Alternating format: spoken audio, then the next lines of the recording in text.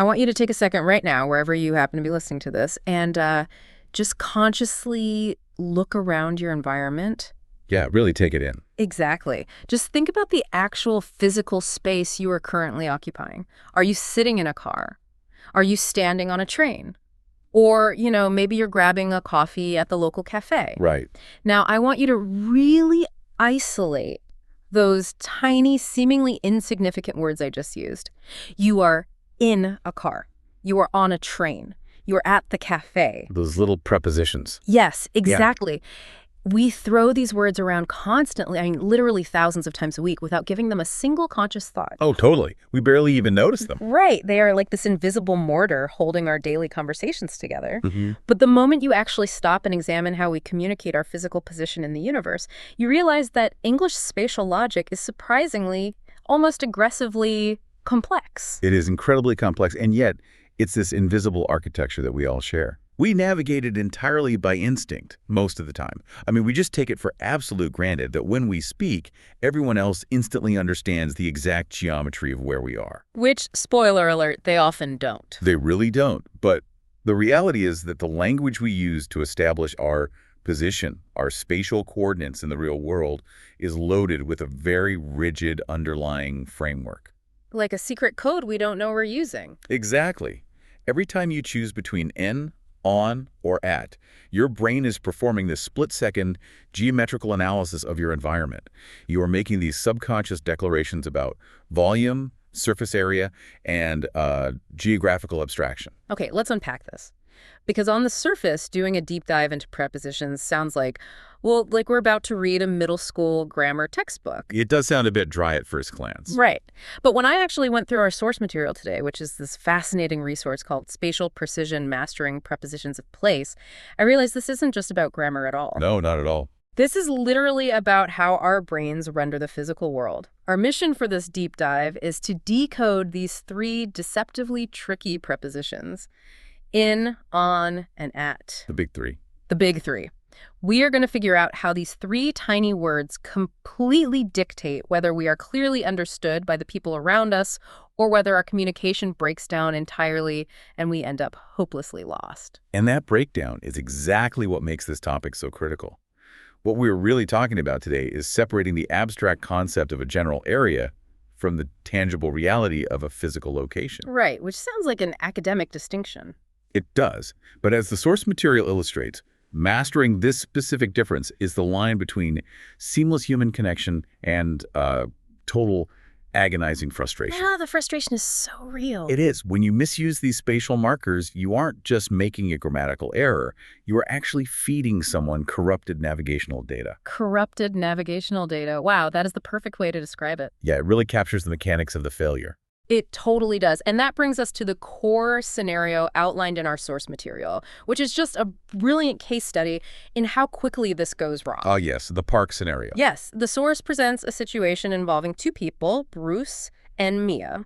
To really grasp the real-world stakes of spatial precision, we have to look at what happens when it completely falls apart. Right. It's what we might call the frustration of the park. I love that title. It perfectly encapsulates the modern dilemma, being geographically close but communicatively miles apart. So let's look at the scenario. Bruce is trying to meet Mia at a local park. This should be the easiest thing in the world, right? You'd think so? Two friends meeting up. Exactly. Two friends meeting up at a common, well-known location. But there is a massive problem. Bruce is at the park. He is physically standing inside its borders. Right. But he is completely, fundamentally unable to describe exactly where he is standing to Mia. He's on the phone with her, and he's just failing to communicate his coordinates. And this is a distinctly human problem. Oh, totally. I mean, we have incredible technology to track our global positioning, but when forced to verbalize it, we just hit a wall. They're occupying the exact same geographic coordinate system, but Bruce's language isn't granular enough to bridge that final gap. It's agonizing to even read about because, honestly, we have all been Bruce. Oh, absolutely. Everyone has been there. I was visualizing his situation, and I realized my old way of thinking about this was actually flawed. I used to think of being lost as being that blinking blue dot on a digital map with a massive, vague radius, when your GPS can't quite figure out where you are. Right. The dreaded wide blue circle. Yes. But that implies Bruce's device is failing. Here, Bruce's brain is failing. It's more like he's trying to render a high-definition 3D video game environment for Mia, but his linguistic graphics card is just broken. That is a great analogy. He's just sending her a flat, pixelated, low-resolution texture map. He knows he physically exists, right? Like, he is taking up mass and volume in the universe, but he cannot give her the 3D coordinates. Exactly. So why is it that Bruce can have his feet firmly planted on the ground, clearly seeing his surroundings, but he completely lacks the linguistic tools to simply tell Mia where to look? Well, what's fascinating here is the sheer mechanics of that disconnect. Bruce is experiencing a fundamental breakdown in spatial translation. Meaning what? Explaining he is physically present in a complex environment, but he is relying on a spatial tag that is far too low resolution for his immediate need. Ah, right. By just saying, I am at the park, he is using a macro label for a micro location. A park isn't just a point on a map once you actually arrive. It is a vast, multi-layered reality. Huge. Yeah, it has open grassy fields, enclosed playgrounds, elevated footbridges, sunken pathways, scattered benches. Without utilizing the correct prepositions, Bruce has absolutely no mechanism to shrink that vast, complicated geography down to a manageable, human-sized meeting point. Which is such a universally infuriating experience. I want you, the listener, to just recall the last time you played that miserable game of phone tag while trying to spot a friend in a massive, crowded space. It is the absolute worst. A music festival is a great example, or like a crowded airport terminal. You're spinning in circles, holding your phone, shouting, I am by the big tree. No, the other big tree. I am near the food stands. The panic really sets in. It does. You feel that rising panic, that sheer annoyance, that you are looking at the same world, but just cannot synchronize your viewpoints. That feeling is the real-world consequence of a lack of spatial precision. Exactly. And let's look at the stakes of that for a moment, because they can scale up dramatically. For sure. We feel the annoyance at a music festival. But think about high-stakes environments. Think about emergency dispatchers. Oh, wow. Yeah, that's a whole different level. When someone calls emergency services and says, hey, there's an emergency, I'm at the state park, that dispatcher is immediately dealing with Bruce's problem, but with lives on the line. Because the state park could be thousands of acres. Right. The dispatcher has to rapidly interrogate the caller to force them out of that macro label. They have to ask, are you on the main trail? Are you in the visitor center? Are you at the north parking lot? They have to do the spatial translation for them. Yes. The failure to immediately provide spatial precision isn't just an inconvenience in that scenario. It delays response times. It highlights that our default human instinct is to provide the destination, not the actual coordinates. That is a brilliant point. Bruce achieved his primary objective, getting to the park. His brain registered, mission accomplished, I have arrived. Yeah, his journey is over in his mind. But Mia doesn't need to know the mission is accomplished. She already knows where the park is. She is looking for Bruce's specific volume of space, his exact physical footprint within that sprawling environment. Precisely. We conflate the destination with the immediate environment. And this is exactly where the source material attempts to intervene by introducing what it calls its simple rules. Right, the simple rules. The core thesis of the text is that to fix Bruce's communication breakdown, we have to draw a hard, definitive cognitive line between what constitutes a general area and what constitutes a physical location. See, here's where it gets really interesting for me, though. I actually have to push back on the source text's premise right out of the gate here. Oh, go on. The source keeps emphasizing these quote-unquote simple rules. But if they are genuinely so simple, why do people like Bruce? Why do we constantly freeze up and mess this up? That is a very fair question. I was reading this really interesting linguistic study a while back about how different languages handle spatial reasoning. And it turns out English prepositions are notoriously weird. Oh, they are bizarre. Right. Like languages like Korean, for example, they don't just use spatial buckets. They use verbs that describe the fit of an object. Is it a tight fit or a loose fit? Yes, the semantics are entirely different. And then Celtal, which is an indigenous language in Mexico, uses absolute coordinates like north, south, uphill, downhill, rather than relative terms like left or right. Which completely changes how you orient yourself in the world. Exactly. But English forces us into these three highly specific geometric buckets: in, on, at, based on relative proximity. So my question is the problem actually that Bruce is confused by a map versus reality, Or is it that English spatial rules are inherently abstract and difficult to process under pressure? I'm really glad you brought that up because that cross-linguistic comparison gets to the absolute heart of the issue. You're entirely right that English spatial categorization is idiosyncratic. It's just clunky sometimes. It is. We force speakers to make a geometric judgment on the fly. Is this space a point, a container, or a surface? And to your question of why Bruce freezes up if the rules are supposedly simple, well, it all comes down to cognitive load and how our brains handle stress. So Bruce is basically experiencing like a mini stress response. Exactly. Even mild pressure, like the social pressure of knowing someone is waiting for you and getting annoyed, it spikes your cognitive load. Because Mia is definitely getting annoyed. Oh, she is furious by now. And Bruce's brain is suddenly processing a massive amount of variables. He is visually scanning hundreds of faces, he's navigating moving crowds, he's monitoring his physical safety, and he's holding a phone to his ear, trying to parse audio information. That is a lot of data for the brain to crunch. Under that cognitive load, the brain reverts to what the psychologist Daniel Kahneman calls System 1 thinking. That fast, automatic, instinctual thought. System 1 just grabs the easiest, broadest spatial tag available. It grabs the park. Because analyzing geometry takes way too much effort. Right. To determine if you are bounded by an enclosure, which requires the word in, or supported by a flat plane, which requires on the par, you have to engage System 2 thinking. Which is the slower, more analytical brain. Yes. You have to literally pause, perform a conscious observational analysis of your immediate physical surroundings, and select the correct geometric preposition.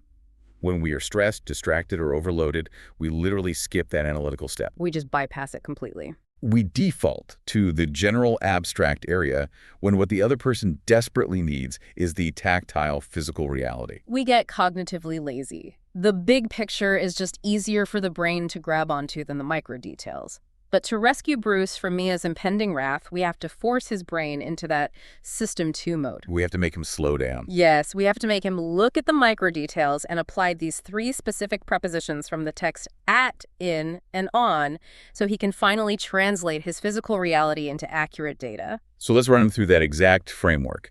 It really is an elegant system once you realize it's a descending hierarchy of proximity. It's like a funnel of specificity. Ooh, a funnel of specificity. I like that. Let's start with the top of the funnel then, the broadest category, at. According to the rules, Bruce correctly stated he is at the park. Yes, and linguistically, at is the ultimate abstraction. It is the indicator for a general area. When Bruce says he is at the park, he is essentially stripping away all three-dimensional reality. He is taking this massive landscape of trees, dirt, metal, and concrete and reducing it to a single zero-dimensional point on a conceptual map. He's basically giving her the dropped pin. Exactly. The dropped pin is the perfect mental model for at. It establishes the absolute broadest context for their meeting.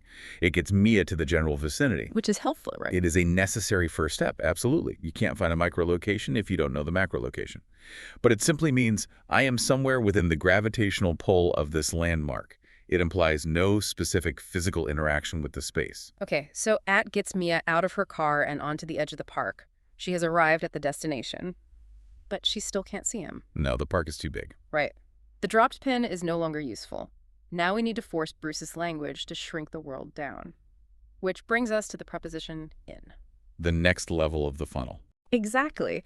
The source describes this as being intrinsically tied to an enclosed physical location. And this is where the psychology of boundaries becomes really fascinating to me. If Bruce upgrades his language and says he is in the park rather than at it, he has crossed a threshold. He has.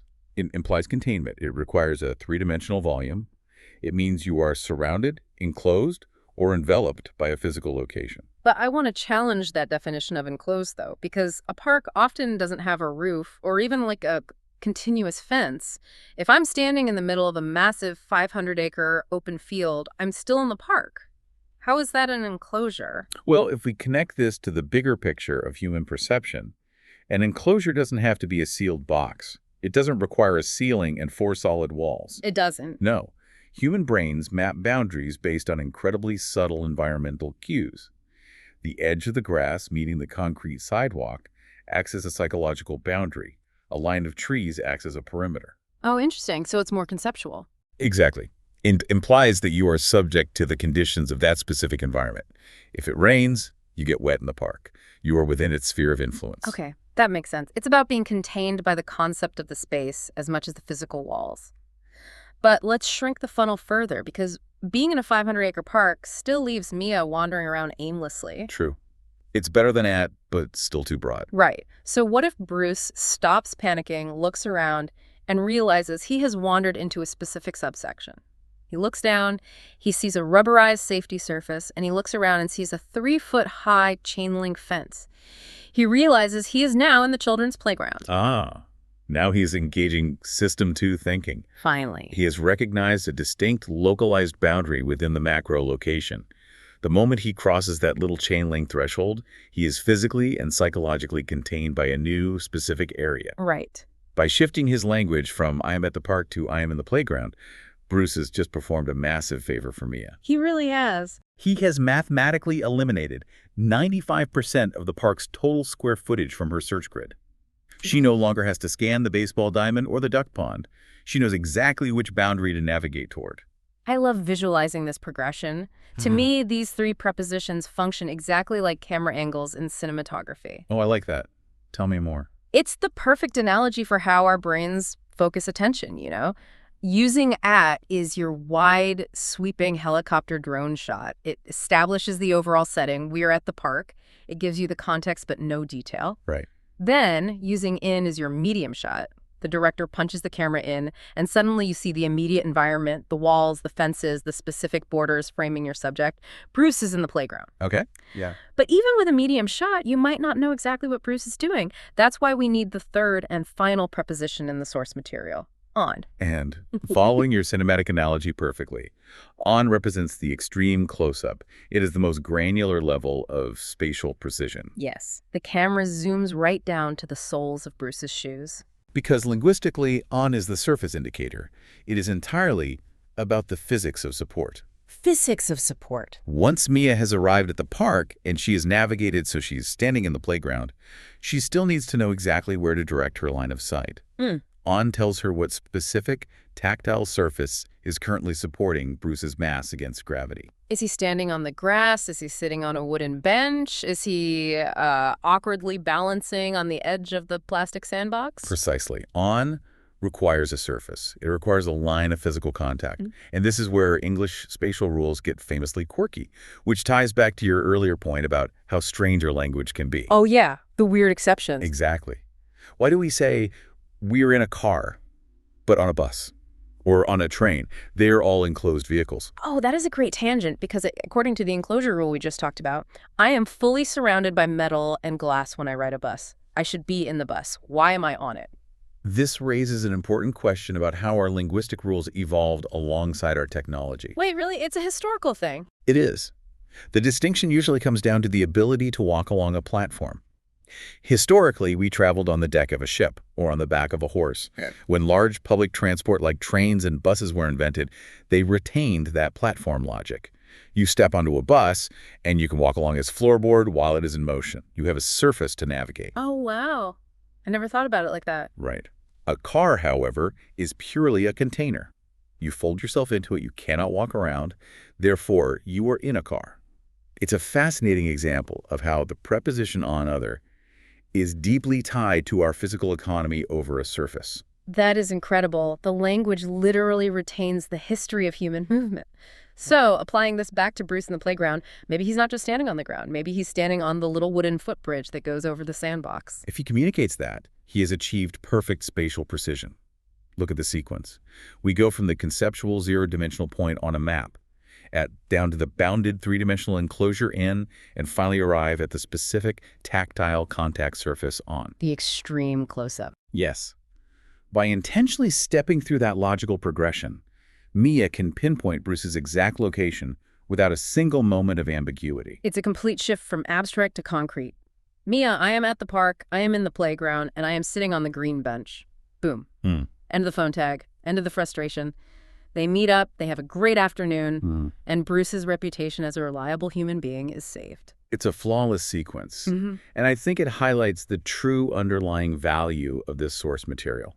The goal here isn't just to memorize a dry academic grammar lesson to pass an ESL test. This is fundamentally a toolkit for human navigation. Right. The source title literally promises that if you master this, you will, quote, never get lost in prepositions, unquote. And I really don't think that's an exaggeration by the author.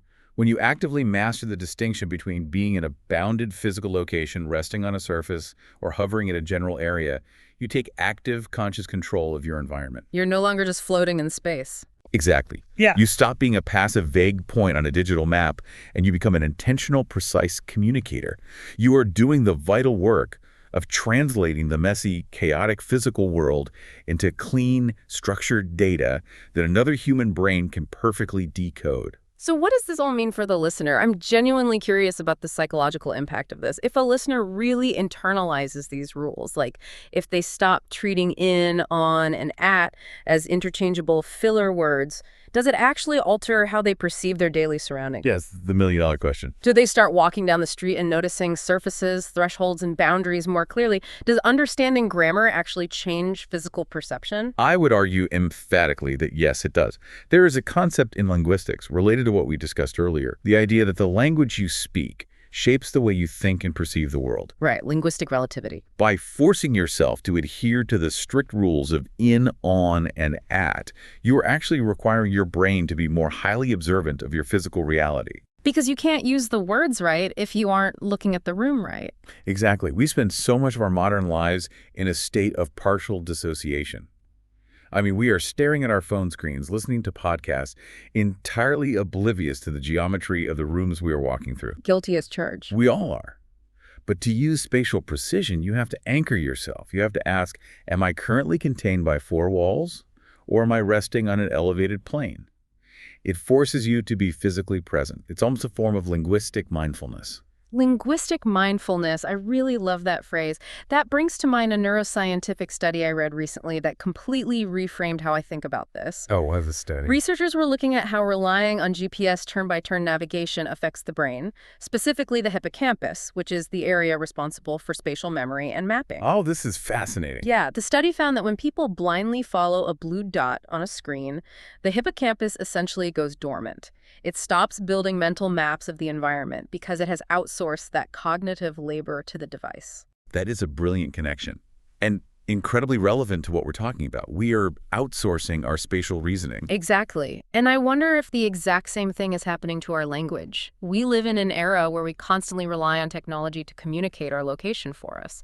We just tap a screen to text our friends a digital pin, or we share our live, real-time GPS coordinates to meet up at a restaurant. It's just so easy to do. It is.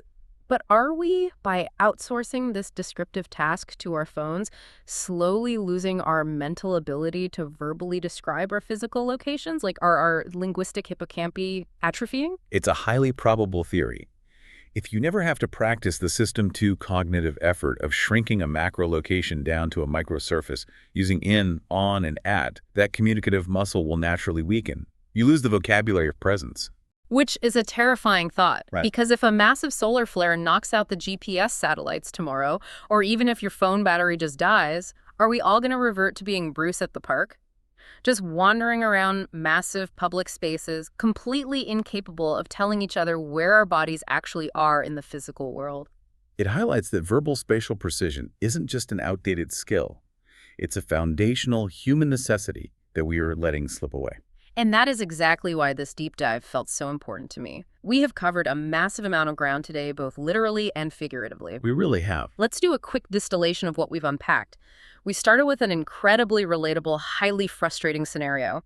Bruce being hopelessly lost in communication while trying to meet Mia. The classic phone tag nightmare. Right. And through the lens of this source material, we decoded how 3 tiny prepositions in, on, and at serve as vital, powerful cognitive tools. We learned how to differentiate between abstract general areas on a conceptual map and the precise, bounded, tactile, physical locations that we actually inhabit. It really is a journey from the abstract to the concrete, from the mere idea of a place to the undeniable physical reality of a surface. So what does this all mean? If there is one core takeaway, it's that spatial precision isn't just a technical skill for airplane pilots, emergency dispatchers, and architects.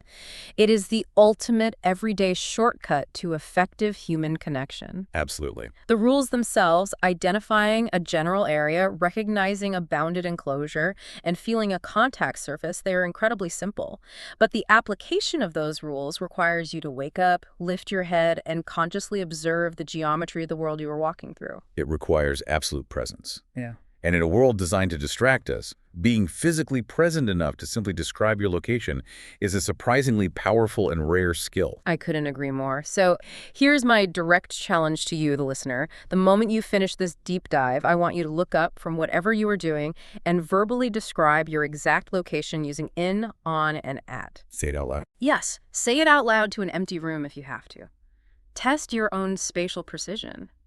Are you at your office building in the third floor break room sitting on a plastic chair? Prove to yourself that you know exactly where you are in the universe. It's a simple exercise, but it immediately grounds you in reality. And as you do that, I want to leave you with one final thought to mull over next time you are trying to coordinate plans. Okay, what is it? The next time you are tempted to just tap share my location and drop a digital pin for a friend, pause for a second. Try typing out exactly where you are using only your words and your observations. Challenge yourself to render your 3D world into language, because if the map app fails, you better be sure you aren't just another Bruce at the park.